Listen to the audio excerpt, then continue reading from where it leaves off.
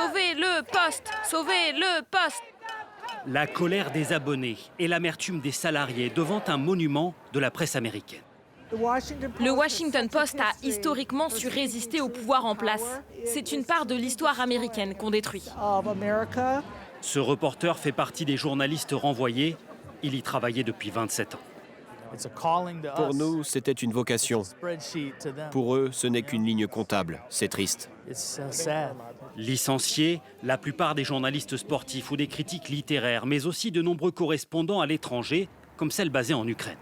Je viens d'être licenciée par le Washington Post en pleine zone de guerre. Je suis sans voix. Je suis effondrée. Une annonce brutale pour un journal parmi les plus prestigieux au monde, célèbre notamment pour avoir révélé l'affaire du Watergate, qui entraînera la chute du président Nixon en 1974. Un illustre épisode du journalisme d'investigation. L'histoire de ce scoop sera même immortalisée par Hollywood. L'histoire de deux jeunes reporters qui ont révélé la conspiration du Watergate. La direction rappelle que le journal a perdu 100 millions de dollars l'an dernier. Mais pour beaucoup de salariés, Jeff Bezos, propriétaire du titre, a d'autres raisons. Le milliardaire fondateur d'Amazon s'est rapproché de Donald Trump, jusqu'à faire partie des invités de marque à son investiture.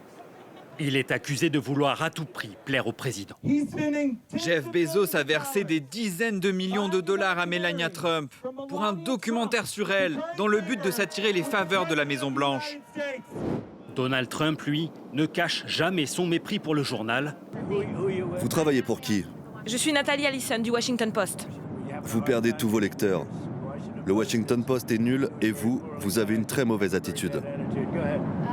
Ces attaques contre la presse ne sont pas nouvelles, mais cette fois-ci, elles aboutissent à l'affaiblissement d'un journal réputé pour son indépendance et sa capacité à questionner la toute-puissance des présidents américains.